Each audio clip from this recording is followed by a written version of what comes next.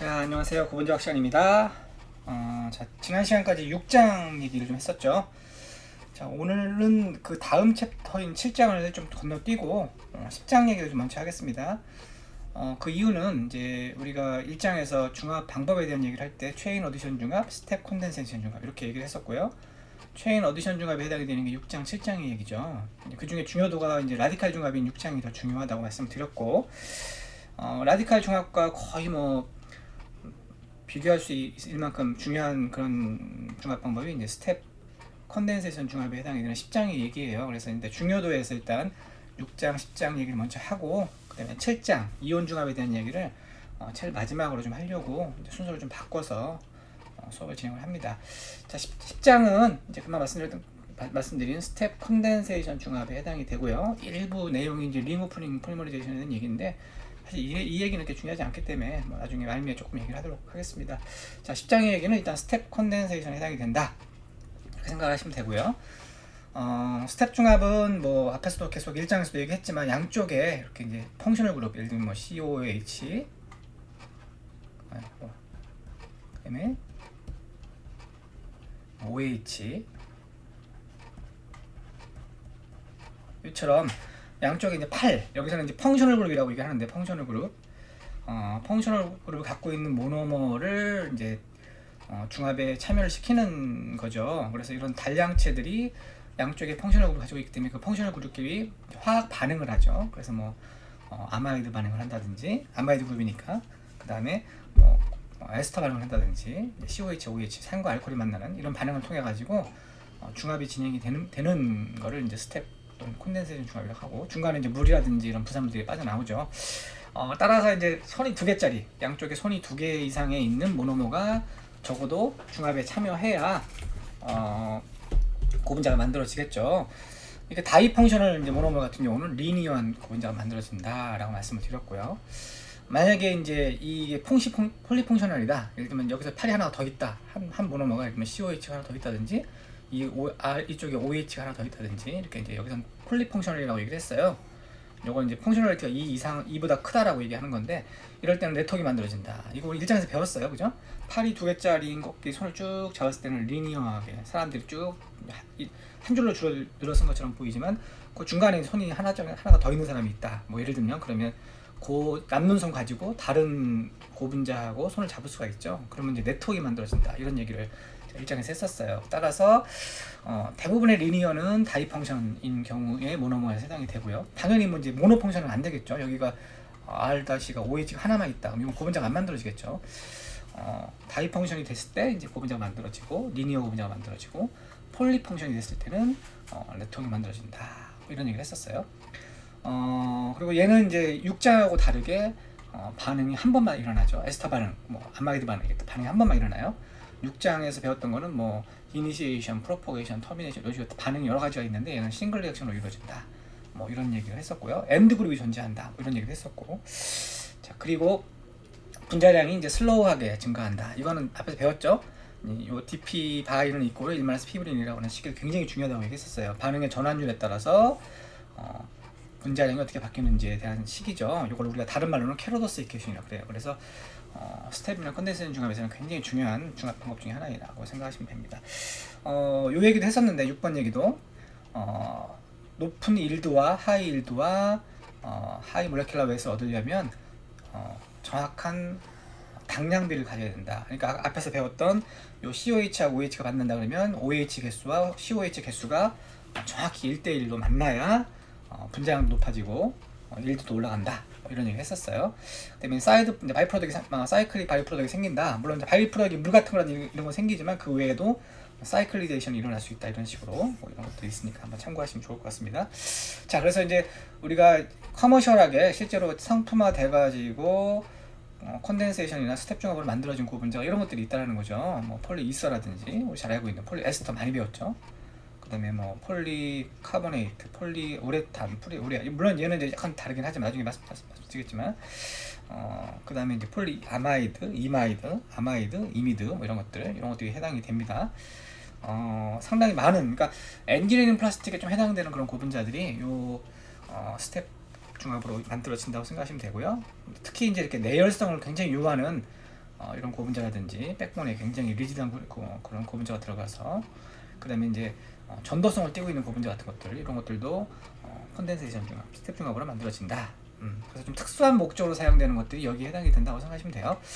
자, 요런 이제 스텝 중합에 있어서 스텝 크로스 폴리머라이제이션에서 중요한 이제 가정이 있어요. 그 가정이 뭐냐면, 이 말단의 크기가 처음에는 이제 이렇게 다이머에서, 모노머에서 팔이 하나인 모노머죠. 이렇게 팔이 두 개인, 그러니까 예를 들면 뭐 R에서 OH가 있고 여기 OH가 있으면 요거하고 R 다시에 COOH 있고 여기 COH가 있다고 한다면, 이제 요 모노머끼리 만나서 이제 다이머가 만들어지잖아요. 다이머가. 그 다음에 이제 또 하나가 더 붙으면 트라이머가 되고, 이렇게 쭉 이제 단계적으로 증가를 하는데, 요 체인의 길이가 그럼 점점 길어지겠죠. 얘는 체인의 길이가 예를 들면 이만하다고 한다면 체인의 길이가 좀 더 길어질 것이고, 얘는 더 길어질 것이고, 그럼 말단에 이제 뭐가 남죠? 뭐 COH나 OH 같은 게 남아있죠. 이렇게 말단에, 그죠? 남아있을 거예요. 엔드그룹이 살아있죠. 이럴 때 이제 이 플로리라는 사람이 어떤 가정을 했냐면, 이런 엔드그룹의 리액티비티가 동일하다라고 가정을 한 거예요. 왜냐면 이제 여기 뒤에서 나중에 설명하겠지만, 키네틱이라든지 이런 설명을 하려면 뭔가 딱 정해진 그 체인의 길이를 가지고 설명을 해야 되는데, 체인의 길이가 달라져 버리면 리액티비티도 달라질 건데, 이제 그거를 리액티비티 다르다라고 해버리고 키네틱으로 세울 수는 없잖아. 그러니까 이제 모든 이런 모노머든 다이머든 트라이머든 모든 체인이 이제 길이에 따라서 성장하더라도 말단에 있는 펑셔널리티는 동일하다, 리액티비티가 동일하다, 이런 가정을 한 거예요. 근데 실제로는 그럴 거야, 안 그럴 거야? 그렇지 않다라는 거지. 그리고 이런 리액티비티가 이제 옆에 있는 다른 그룹에 의해서 영향을 받지 않는다, 이런 가정도 했었어요. 근데 실은 그렇지 않다라는 거야. 그 이유가 여기 보면은 이제 실제로 그런지 안 그런지 볼 수가 있는데, 체인의 길이가 쭉 증가함에 따라서 이렇게 리액티비티가 확 감소해 버리는 거죠. 그다가 이제 어느 정도 체인의 길이가 되면 그 다음부터는 리액티비티는 일정하다는 거예요. 즉 앞에서 가정했던, 플로리가 가정했던 체인의 길이에 따라서 말단에 있는 엔드 그룹의 리액티비티가 동일하다는 가정은 사실 틀린 거죠. 따라서 우리가 앞으로 배울 키네틱은 사실 이런 가정을 하고 세운 키네틱이에요. 그러니까 그 키네틱이 100% 우리 그 실제 상황하고는 맞지 않을 수 있다라는 걸 좀 미리 여러분들이 아시고 수업을 임해야 된다 생각이 듭니다. 가정이라고 하는 게 좀 이따 말씀드리겠지만, 그 키네틱이라고 하는 걸 좀 이따 말씀드리겠지만, 키네틱이라고 하는 것은 결국 이제 우리가 나중에 말씀드리던 분자량이라든지 반응이 이제 진행이 됨에 따라 어떠한 인자들이 분자량과 반응 시간 또는 일드 같은데 영향을 주느냐, 뭐 이런 거잖아요. 6장에서도 우리가 반응의 속도와 분자량에 영향을 주는 인자에 대해서 쭉 설명을 했었어요. 그 팩터에 대해서. 10장도 비슷한 맥락으로 이제 우리가 얘기를 할 거고요. 그러한 키네틱이 결국은 체인의 길이에 따라서 리액티비티가 같다라고 하는 가정을 가지고 세운 거기 때문에 사실은 그런 키네틱이 100% 맞지는 않습니다. 참고만 할 수밖에 없는 그런 얘기이죠.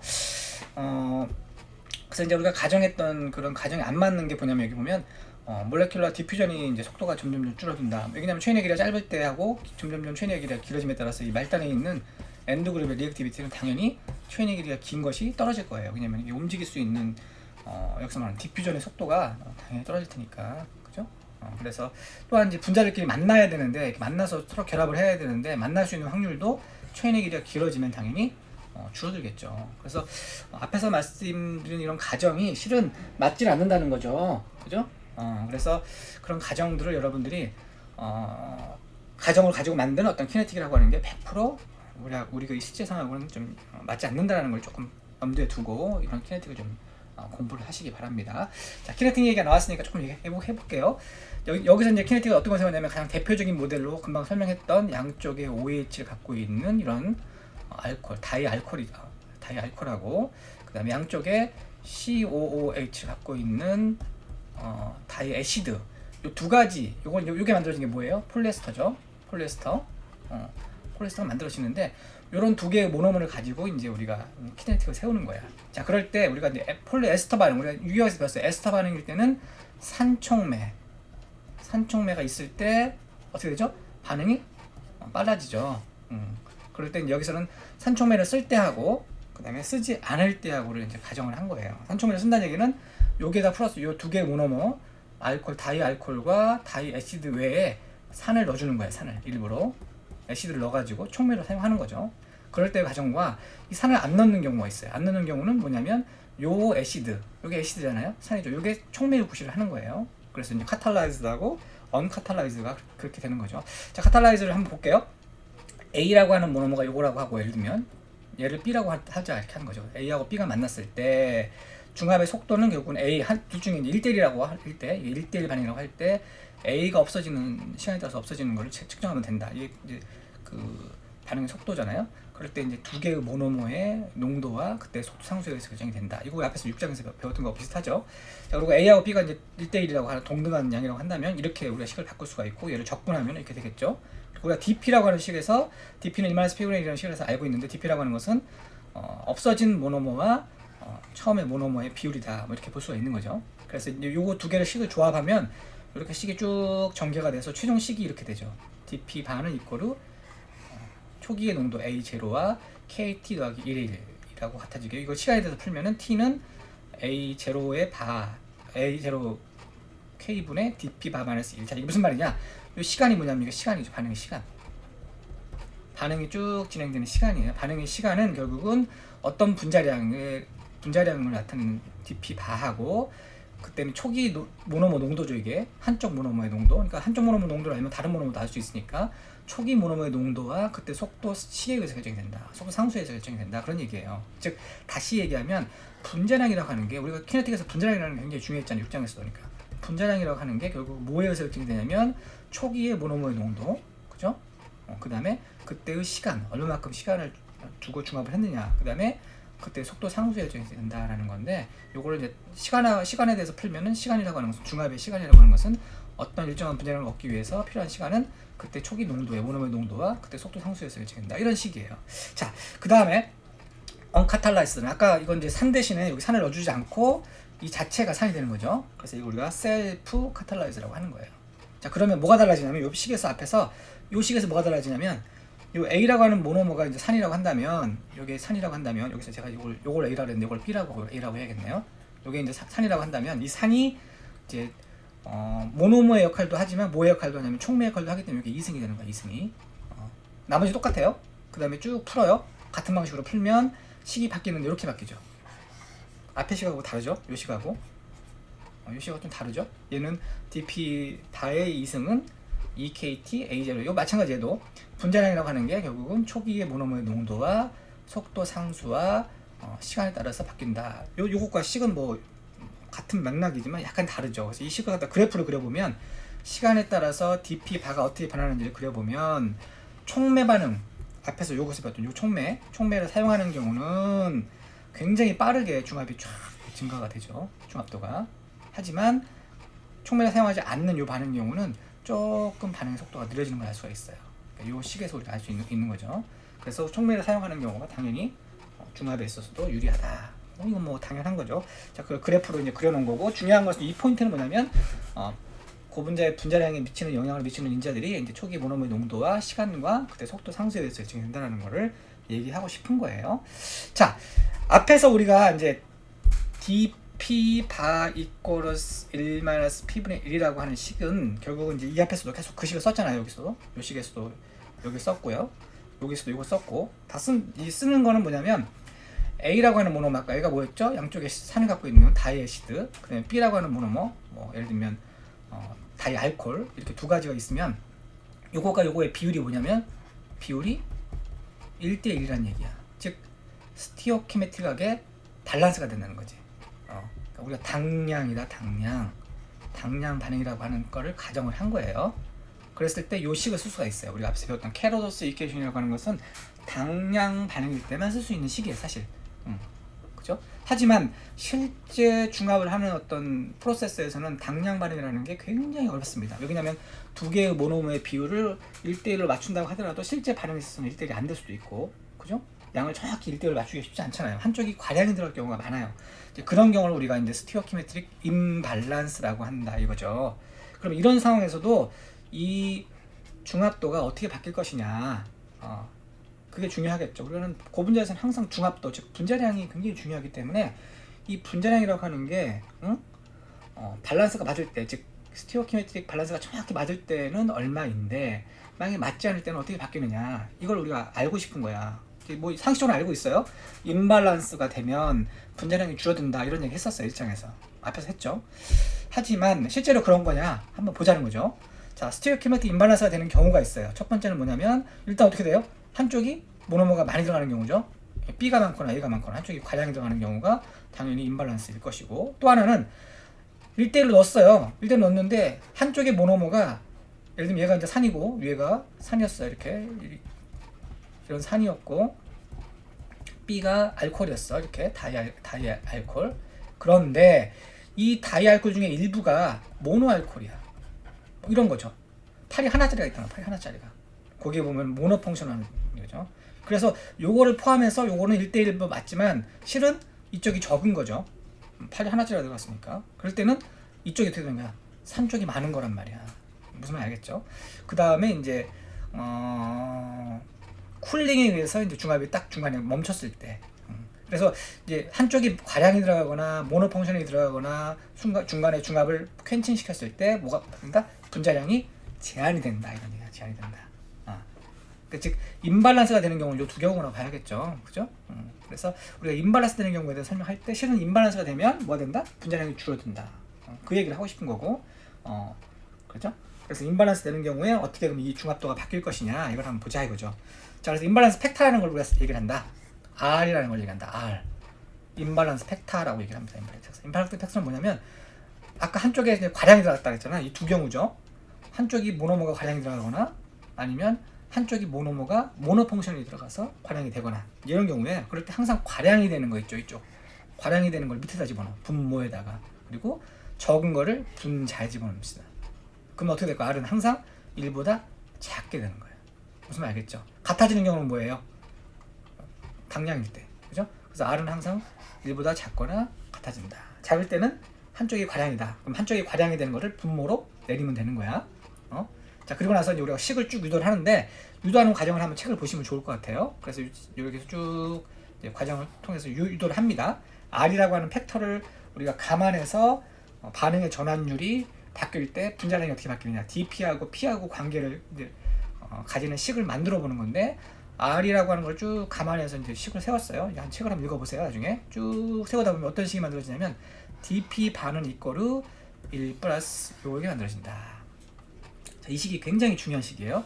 앞에서 DP 반은 이꼬르 1 마이너스 P분의 1이다 라고 하는 걸 언제 어떨 때?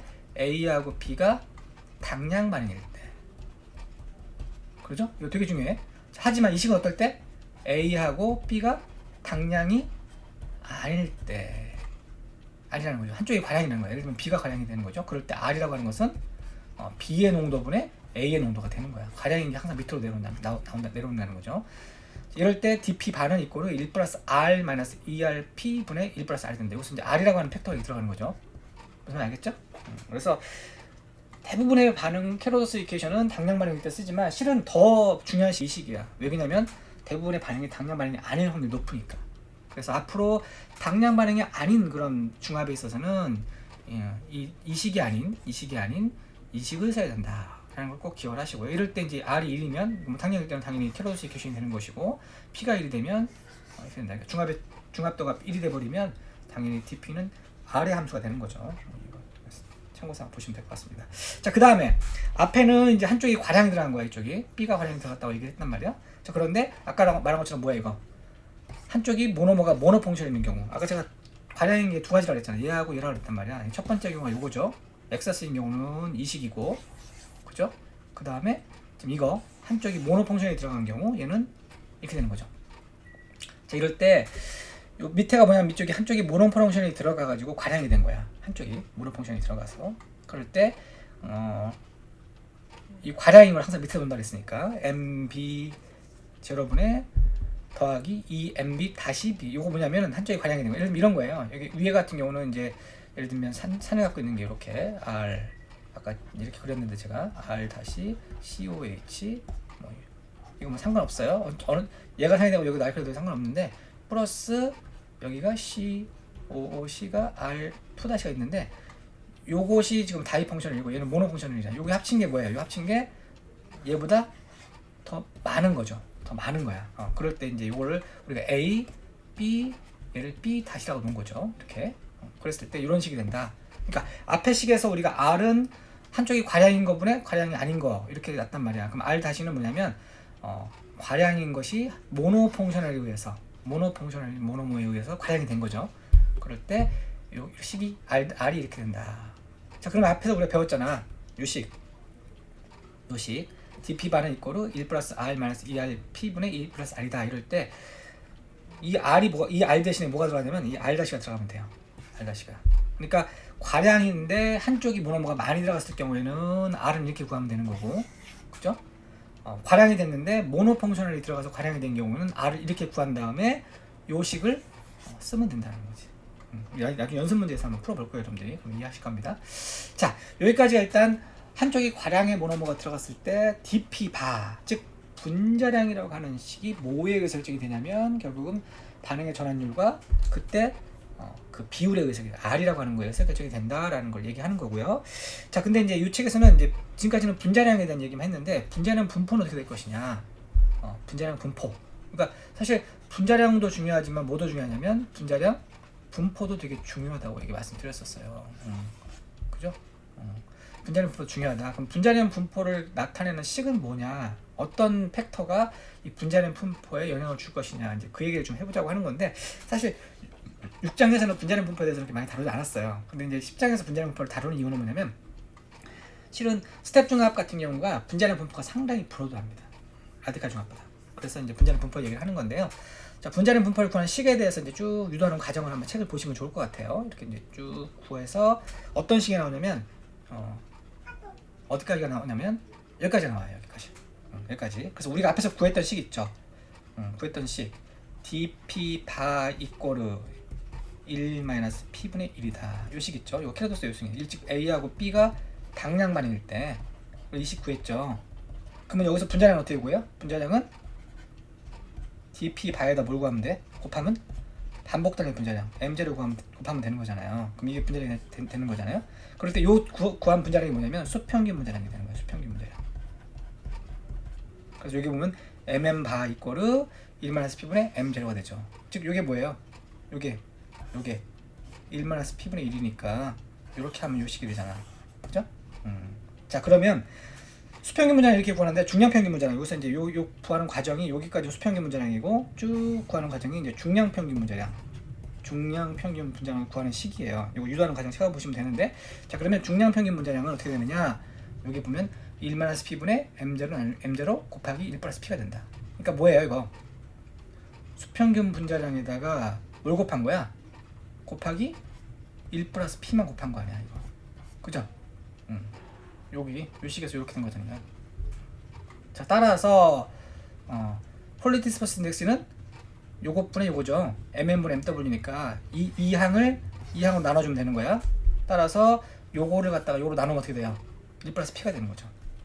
즉 이론적으로 스텝 중합에서는 분자량 분포는 어떻게 돼요? P가 1이 되면 분자량 분포는 2에 가까워진다. 그런 얘기예요. 이론적으로는 그렇습니다. 즉 2 이상이 될 수가 없는 거죠. 근데 뭐 실제 상황에서는 2 이상이 되는 경우도 많습니다. 자, 그래서 요 폴리 디스퍼스 인덱스를 나타내는 식이 mm분의 mw이고 mn은 이렇게 구하면 되고 우리가 알고 있는 캐러도스 이퀘이션하고 비슷합니다. 거기다가 m제로 반복단위 분자량만 곱하면 되는 거고, 그 다음에 mw 중량평균 분자량은 1-P분의 m제로 1+P가 된다. 자, 요 식을 좀 우리가 기억을 해놓으시면 좋을 것 같아요. 나중에 연습 문제 풀 때 필요하니까 유도하는 과정을 한번 책을 보시면 될 것 같고요.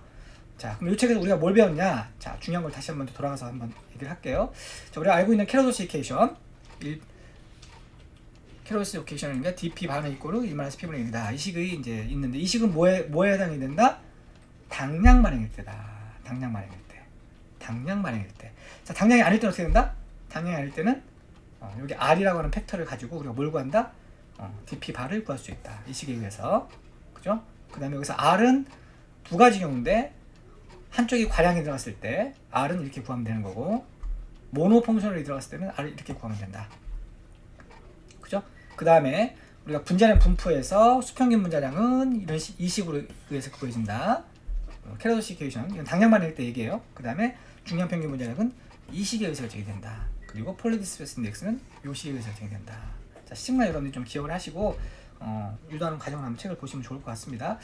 자, 여기까지가 일단 1장에서 앞에 내용이고 이제 뒤쪽에 갤레이션 얘기가 좀 나오는데 이제 그건 상당히 더 중요하기 때문에 다음 시간에 조금 더 심도 깊게 얘기를 하겠습니다. 자, 1장에서 배웠던 얘기 뭐 그렇게 좀 6장에서 배웠던 앞의 내용이 좀 뭐 많은 것처럼 느껴지지만 실은 이제 식이 몇 개 없어요. 캐로도시케이션, 당량만일 때, 당량만일이 아닐 때, 그냥 R이라고 하는 팩터를 이용해서 만들어지는 DP 바를 구하는 식. 그죠? R은 두 가지였어요. 한쪽이 많이 들어간 경우, 한쪽이 모노 펑션이 들어가서 많아지는 경우. 그죠? 그 다음에 이제 분자나 분포를 구하는 식 두 가지. 그거에 의해서 구해지는 폴리 디스퍼스 인덱스. 이 정도가 아마 10장의 전반부에서 중요한 내용이라고 생각하시면 됩니다. 이 식들을 여러분들 기억을 하시고 한번 책을 쭉 읽어보시고 연습 문제를 풀 때 이 식은 다시 한번 또 언급이 될 거예요. 그때 한번 또 설명을 좀 드리겠습니다. 자, 여기까지 하고요. 마무리 하겠습니다. 질문 있으면 언제든지 이메일로 질문 주십시오.